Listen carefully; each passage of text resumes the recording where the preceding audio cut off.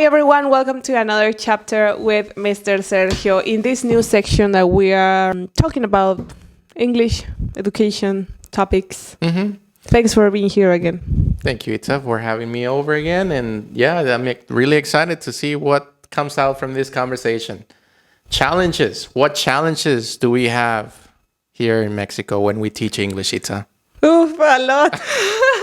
Well, this will be the platform where we are going to share all that stuff mixed with some experience from different education levels, from different contexts, also from our own experiences, maybe taking some information from the previous episode. Exactly. Yeah, that's well said. Yeah, we have so much to talk about, so much to say, because if you are just like us, teachers here in Mexico, you're going to see that you're going to share so much with what we're going to say today.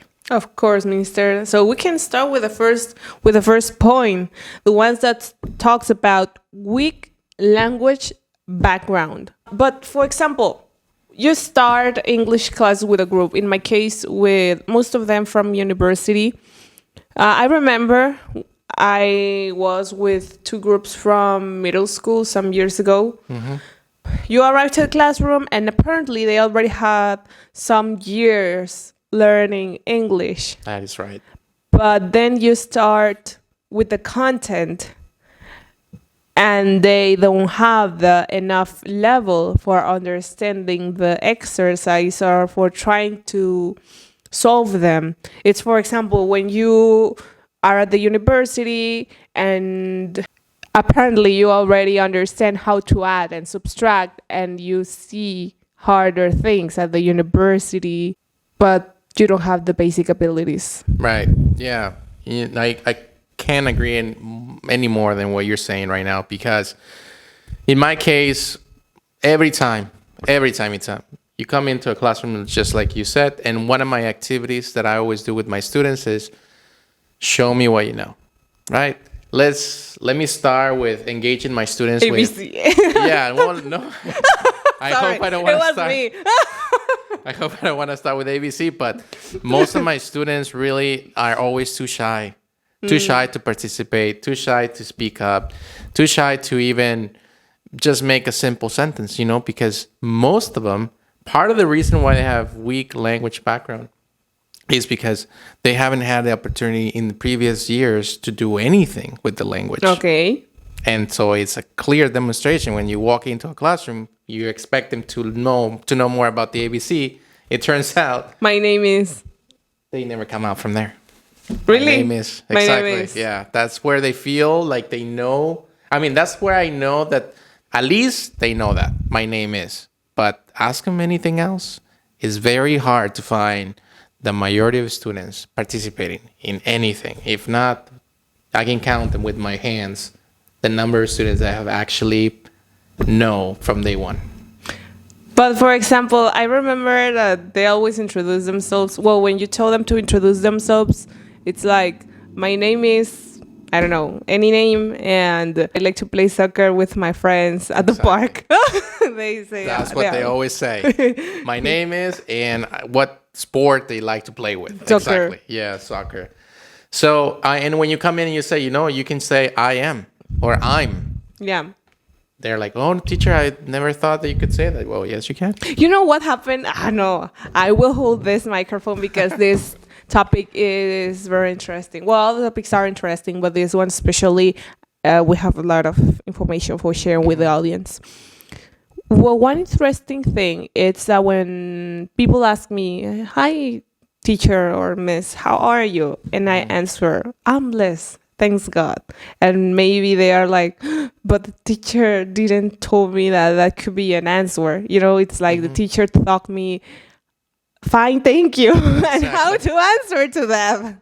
Exactly. Fine, thank you is one of the most common responses in many schools and that English we've courses. been in. Exactly. In English courses in many different levels, not just a basic level. I've heard many students say that in intermediate, some in advanced level, like fine, thank you, and until you tell them, fine is not fine all the time.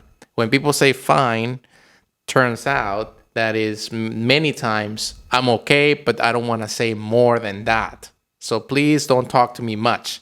That's what fine a lot of times means. So this is one of the reasons why we have so many different ways to greet and respond, but you don't expect that when you have weak language background. But I would like to go deeper. I remember where I already have shared with the audience that I was cheerleading coach, cheerleading dancing coach at the middle school, public middle school. And there I remember that I went one day from Monday to Friday, and there was a group alone. And I asked for the professor. And then they told me she or he was sick, but there was nobody with them. So I was like, so what about the class? What about the content? In my mind, of course. It's like in that moment, they don't see that it's important to have someone there sharing that information or knowledge with them until maybe when they go to high school or when they go to the university or when they have the opportunity or privilege to go to foreign countries and they need to communicate with others, and they are like, oh my God, I didn't have any class of English in my basic education. Exactly. Yeah. Unfortunately, many times they realize too late. They realize too late because they have more responsibilities. And when you have more responsibilities, it's way more difficult to learn a language. You can still do it. And I've worked with many students that have a lot of responsibilities these days, and I've seen committed students, but they're not that many anymore. And so you see young mothers, or you see young parents, or you see people with not many accomplishments in their lives, where they now have to work. They now have to like do other things, right? That to have some food in the tables, and so that becomes a priority to them. English at that time with them, it's more complicated. But that's what we want to tell our students, to learn English when they're in school. Take advantage of it. It's not just like in your case that you came into, perhaps you wanted to teach them English, but what the school wanted at that time was perhaps to have you to take care of them at the moment, right? Because there was no teacher. I don't know. I was just only to give them. And you were just. No, I was just there for giving some information about the cheerleading team, but I noticed that. Oh, you noticed that, yeah. But in this case, for example, I'm talking about middle school. As I shared with the audience the last chapter, I had English science. I was at the kindergarten.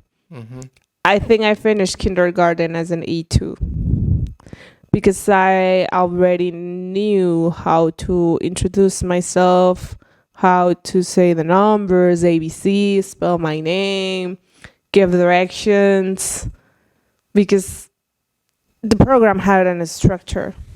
Yeah, that's the next point. Like, we need to make sure that when we teach English, we need to have some kind of structure. Teaching English just based on what you know is never going to be enough. There's never going to be any sort of like positive outcome out of that in all the years of schooling. But before going to the next point, have you ever asked to some people why they don't know English? For example, I had, and they tell me, oh, because the professor was always absent, or the professor was sharing his story about his third divorce, or the professor used to bring his guitar and sing with us. Exactly. Yeah. Yeah, I've heard many stories, many personal life stories. That's what professors used to do when we're talking about English teachers here. We're not talking about anybody else, but English teachers that. But anybody else could do that. Yeah. English teachers really that don't do their jobs talk about anything else but really teaching English. They and worse yet, they talk about it in Spanish. They don't even talk about it in English. They talk about it in Spanish. People here, students here, want to talk Spanish because they're in Mexico. So the minute you come in as an English teacher, you talk Spanish to them, you're doing them a favor. We live on on the border, you know, and it's like we need to know English. We just need to know. We just need to make sure that our students know. You know what? And let me tell you something here in this camera, in this chapter, in this platform. People from other parts of the country think that all the people on the border knows English. It's like when I tell them that I know English, it's not something extraordinary for them because I live on the border. Right. But it's like, no, guys, not all the people on the border know English on the Mexican border. It's not the case. No, it's, and then again, like, how well of English do they know? For those that say that they know, you know, we have different levels all the time. But yes, complicated, you guys, complicated. The thing here, we need to have good English from day one, from kindergarten, like you said. Yeah. We need to graduate kids No, they need English. from day one. No, from when they are at the belly. Yeah, in the womb, from day one. They just need to have English exposure. And I have this theory. I don't know about you, but I say, you know, if any student that finished elementary and cannot speak at an A2 level, there was no good English program there. Period. I don't know. Because you need to implement a good English program from day one, so students can come out from elementary speaking at A2 basic level of English. If they cannot, something went wrong. I think that all the English that I know is from the schools that I studied here in Mexico. But I know and I understand that not all the people that was with me at those schools as classmates have the same level than I. In grammar, speaking, reading, for different circumstances. But it's like going to the gym. Exactly. When you go to the gym, if you stop attending it, you lose your shape. If you go very frequently, well, you are going to be, if you go very frequently, you are a healthy person. Exactly. But I have that theory. Not all the people that studied with me have the same English level. Yeah, no, I agree. And like you said, now everybody's committed. And I can't blame the school. That's my point of view. That's why maybe in different circumstances or context, I defend the schools where I studied. Got it. So I can share with some people like, oh, you can try that school because, or when they ask, where did you learn English? And I give them the answer.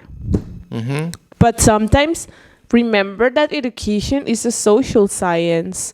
Not the same processes will be the same results to all the people. Exactly. And this is when we agree that schools need to be structured. They Okay. need to be structured so this science, like you said, this social science can be taught for all students. Every student needs to have the same opportunity to learn English. And every student, if one of them cannot learn it, the school structure needs to be adapted to the necessity of the students so they can all learn it. But again, back to my point. I would like to see schools, elementary schools, where students when students finish their schools speaking basic level of English. All of them. But I think there are schools, well, talking about public schools, that at least they have electricity. Yeah, electricity. And this is where one of the other points that we have is the lack of resources. Resources. Exactly. Lack of resources. Yes. Because this is where a lot of teachers really connect with us. Because when you're a teacher, you need to have the resources to teach. And to teach English, you need to have basic things. What are basic things? Okay, that could be a good brainstorming here. Let's talk about basic things that you need. Here, there will be appearing. No, just kidding, because that's a lot of work at the edition. Just kidding. Okay, brainstorm about the resources that we need for teaching English. We need materials where to get information. content material. Okay, books. Could be books, could be digital content. These days, it could vary. We need something to display the information. In this case, Projector. yes, we need projectors. Schools. I will put it here Yes, then with maybe big you can letters. show I that will maybe. do my grades for Schools vision. these days with no projectors, it's It's just a school. It's just a school. Marketing. Seriously, it's just a school. It's not equipped. It's not equipped with the basic. We're in 2023. We're in We are a 2023. technology Exactly. era. We have internet. That has to be a Taylor Swift era. There needs to be internet Internet. that works. Because sometimes there's internet, but there's no signal because the school is too far in a jungle. Maybe that you don't have signal. Right? Yeah, but for example, talking about the thing that you are sharing with us, the internet, I don't know if the lack of resources, and I understand that when you don't have all the tools and you learn to work with the tools that you already have, it's like many people, it's making themselves depending from Canva. And I love Canva. All the people loves Canva. But I tell them that they need to still work with PowerPoint because not everywhere they are going to have internet, Right. Yeah. Okay. especially in Mexico. Yes, but the point is, basic resources are needed, right? In our perfect world. And we need to have education that is maybe not perfect, but just with the basic needs for this year, for this generation. Maybe in the past, and we came from chalkboards and chalks and different teaching. Yeah, could you please resources. share us the tools that when your age? When I was a child, there were chalkboards in some schools. There were, and then from there they moved into the white boards. With a lot of dust, the chalkboards. Yes, a lot of dust because there's, you have your eraser. When you erase the chalk, you produce a lot of powder. So that gets on your hands, that can get easily on your clothes. So it's just not a good way of having things clean. Okay. And then we move into the whiteboards, which with the markers. But then it seems like we stayed there. We stayed with the whiteboards for so many years. Okay, so we need internet, where to get the content, Exactly. We need projectors. We also need Well, there in the projectors, we could add like this cardboards with basic information about the verb to be, right. with some keywords. Exactly, because and just with the internet alone, you have all the information that you need, right? So you can just download material, project videos, project all this and that. And students will always be informed and students will always know what to do because everything is ready and it'll be a lot easier for teachers to structure classes. But if you take away the projectors, okay, it's not that you cannot teach. Teachers will teach anyways. If you take away the digital content, it's not like you don't have anything else to teach. No, we have it. And we'll always find a way, but you make it tougher for teachers. Yeah, you know what? I think that we see normal to make the teacher struggle. Work more. Exactly. That's the point that I wanted to get. Is it normal, you guys, to make teachers struggle more? I mean, isn't that education needs to be easy for everybody, not just for the students, but also for the teachers? It has to be. It has to be, and it needs to be. Because they are the instructors. Because we are the instructors, but we're not just the instructors. We are facilitators. So if we want to facilitate, we need to make sure that the students can see, can read, can understand easily so they can give us also what they need to learn. Teachers is the most important profession. I think it's definitely the most important because without teachers, there's it's like teachers and doctors. Without teachers, there's no doctors. Okay. Without teachers, there's no doctors. With teachers are the main chain that connects to all professions. Everybody needs to have some kind of lead, some kind of teacher to be who you are. We need to stop seeing normal when teachers struggle for giving a good English class, because it's not the same as a class than a good English class. Yes. Because I have received students that tell me, teacher, this is my first formal and good English class. Yeah. You know, because we talk English. Simple as that.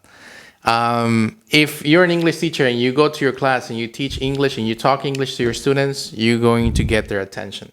But if you talk to them in Spanish just because they don't know English, then we're going to regress education. Yeah, but I think there's a lot of kind of students. There are students that it's like, no, I need to learn English for understanding better to the teacher. But there are students that, oh no, the teacher is just speaking English, I don't understand anything, so thanks for participating. Right. We don't want to be like that either. We want to make sure that we teach the level of English that they need, and we want to be flexible with the learning that they also are looking for. Yeah, but you know But what? in English. Returning to the part of the resources. Yes. Okay, internet, where to get the content, the material, projectors or cardboards.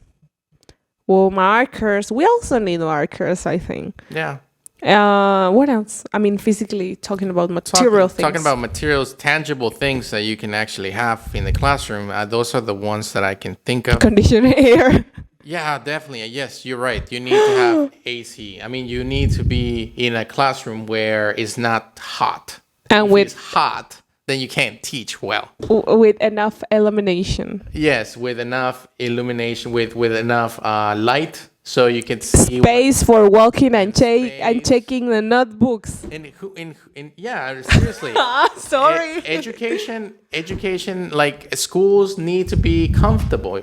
They need to be comfortable. You spent 7 hours or more sometimes in schools, at the library and here and there, and you're in a place where you're hot, where you're uncomfortable, where the chairs that you sit on are probably breaking. With pillows. Nah, just kidding. Or the teachers don't have the resources to teach you. Or they don't have a chair. Or where they don't have a chair to sit on, or just there's so many things that we know in Mexico happen.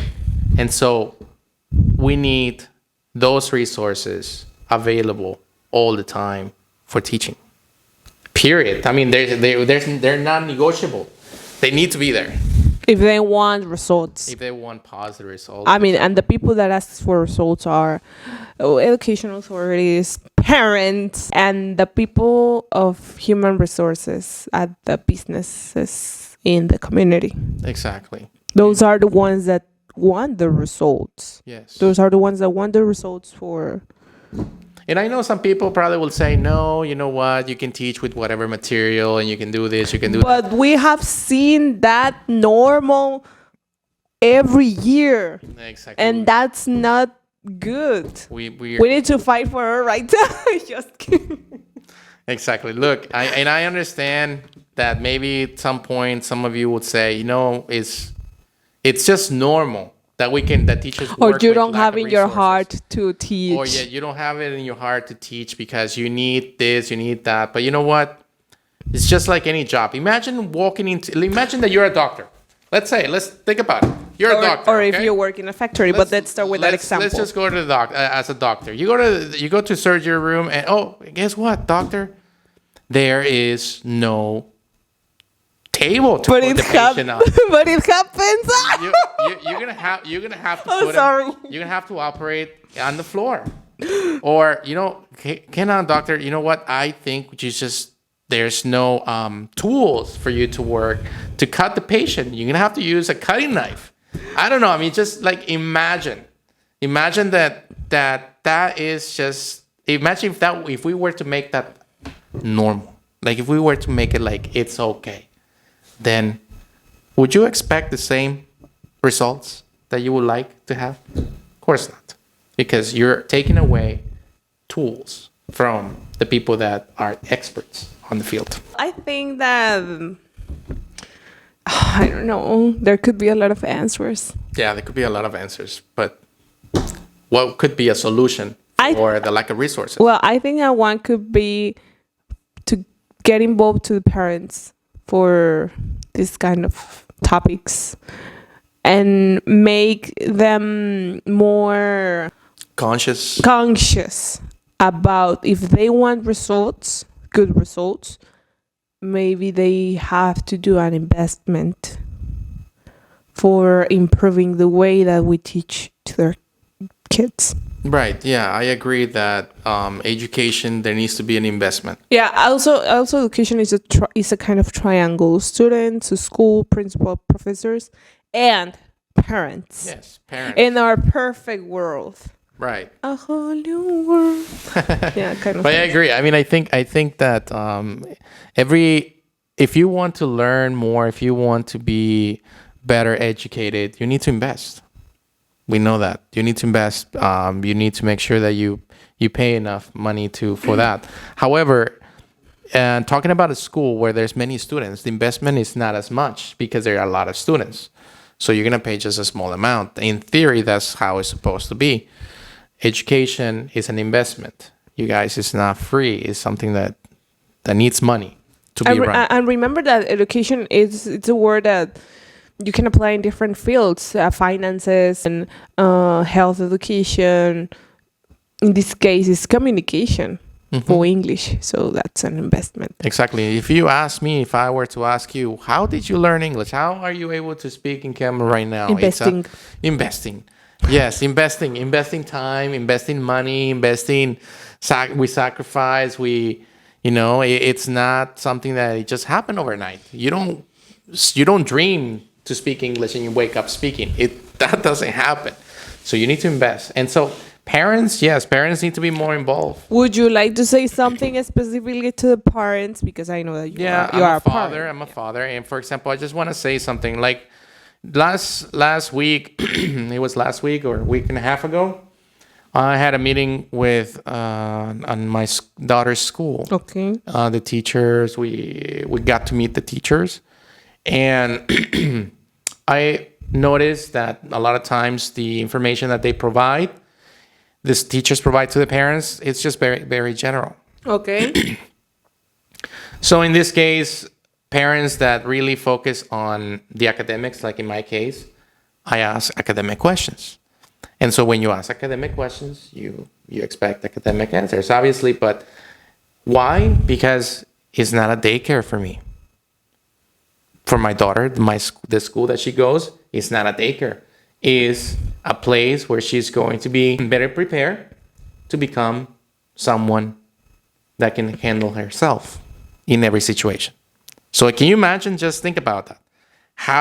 What school are you going to take your kids where the day that they leave your house, they're going to be ready to handle themselves on every situation?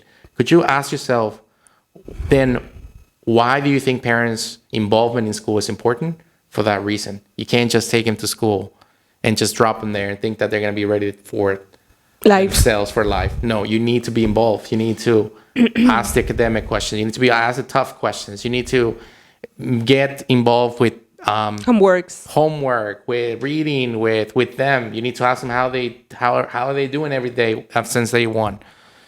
And yeah, it's just that responsibility as parent. Exactly. Well, that's what responsibility. I think. Exactly. I think that could be the solution for the resources part. Make parents get involved, so parents could be conscious of it. About all the rest of the things that we talk about in the resources part. So the next topic is the background that they have with their native language. In my case, I'm a person that loves Spanish. Spanish is a really wonderful language.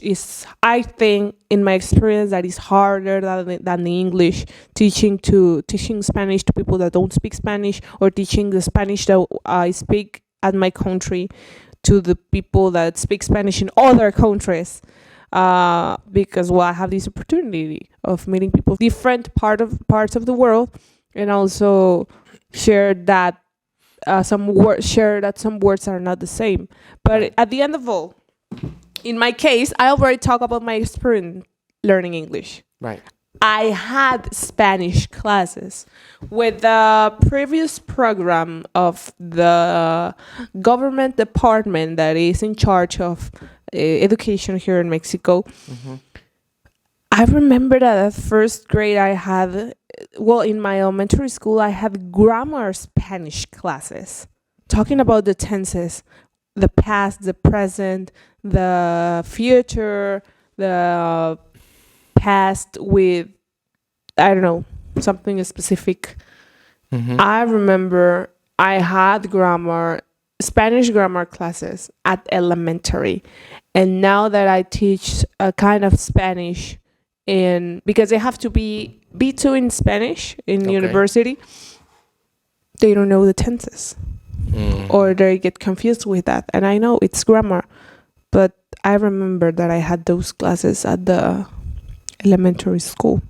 Yeah, I think that- Also, you know what? I won second place at the Hispanic American contest of spelling. O sea, I mean, not the spelling like saying letter by letter. It was a kind of dictation, Mhm. and you have to write the words. I mean, I'm obsessed with the spelling in Spanish, with capital letters, with accents, with Yeah. grammar. And part of my master's that I had in bilingual education, one of the things there that they really referred a lot and discussed a lot in there was that if your native language is Spanish, then know it, learn it, Get involved. get involved with it, use it, practice it, because whenever you come forward with the second language, guess what? The skills that you learn in your first native language pass on Yeah. to the second language. So if your native language is weak, guess what's going to happen when you learn a second language? That would be weaker. That will be weak as well, or probably weaker.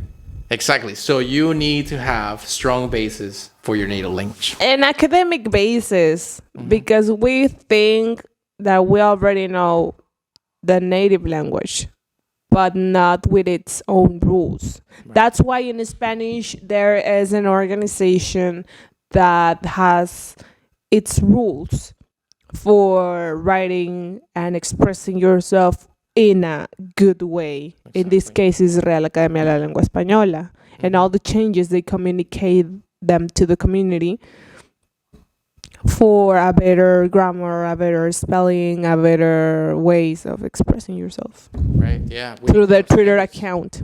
There needs to be standards, universal standards. So if we can have those understood from day one as your native language, then it's going to be a lot easier to learn a second language. So yes, definitely.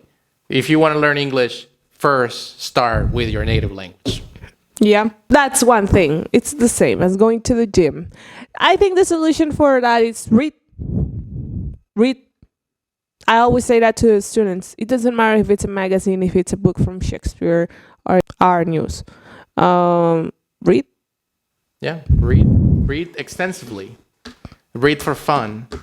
Read whatever comes to your hand. But yes, read literature.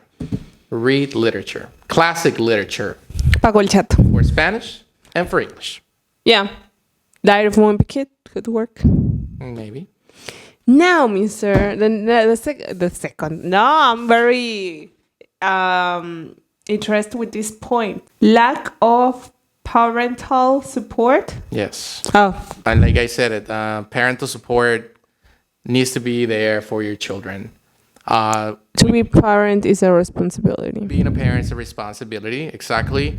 And we come home from work sometimes tired, many times. Sometimes you don't want to listen to comment from a child, because what can a child teach us? But you know what? If you listen to them carefully, you'll find out that they can teach you a lot. Also, children speak a lot. It's like, oh, today the teacher showed us this, or today my partner did this, or today I ate this for lunch, or today children speak a Children lot. speak a lot. So, but you need to listen to them, because that is a way of actually getting them to think about. And because you assume that responsibility. Because you assume the responsibility. It's a life project. Children are life projects, and their schools is just part of it.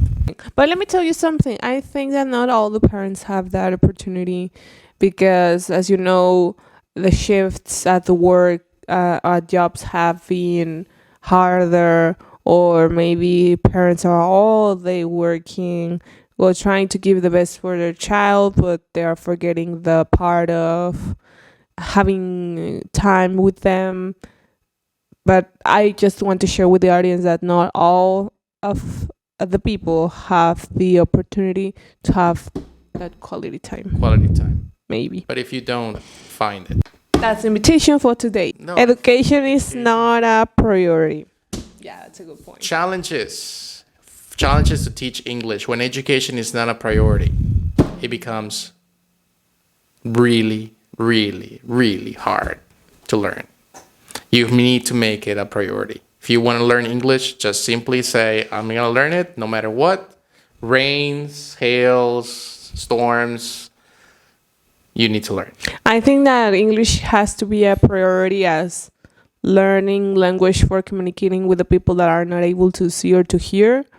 English is as important as learning to play an instrument. English is as important as to get involved in a sport, because those are the disciplines where a human can improve by him or herself, and he or she can know new ways of having fun without using or going to bad places, bad things that at the end of all will hurt him or herself. Right, I agree. It was a very philosophical answer. Philosophical, thoughtful, deep answer. Nice, well done. It was just passing in my mind. Yes, I don't know. All right, well, I guess that's all we have for today, right? Would you like to share an invitation for the people? I like in general kind of conclusion. In general, in kind of conclusion, I think that bilingualism, it's a discipline.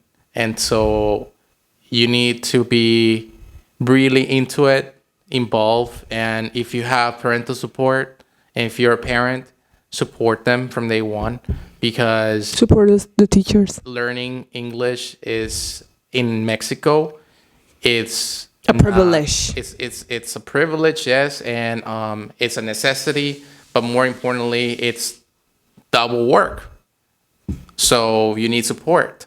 So support teamwork. teachers, support students, parents get involved, and I think we could, if we have that triangle of support, school, parents, and students committed. Yeah, I think from elementary level and A2, I really think that elementary level, if you have this triangle support, you should be out speaking. In our perfect world. And that's how I think. Because I think something that I don't know if we mentioned it, when you are in a classroom with 30 students, with 40 students, and you can give to them the same attention. Exactly. You're And right. energy. Yeah. Yeah, I think it is recommended for classes to be 15 students maximum when they're kids. And I've been teaching for so many years, and when I have more than 15 students, it becomes really hard for a teacher. So 15 is good. It's quality education, 15 or less. More than that, well, you start taking quality away. Change from school. Hopefully you can find a school with less than 15 students, but You know that you can find it, but it will cost more money. Exactly. It is an investment, right? investment. There we go. So thanks for watching. Subscribe or like. This video will be on Facebook and on YouTube. Write your comment if you agree or disagree. However, it will be just a comment, because what really matters is what you do there outside for improving our community. And we are here for sharing our thoughts, but we can also work as a team, keep working as a team with you for improving English level.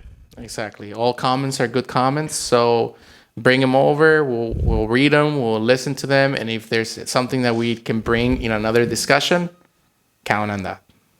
Thanks for watching. Bye. Bye bye.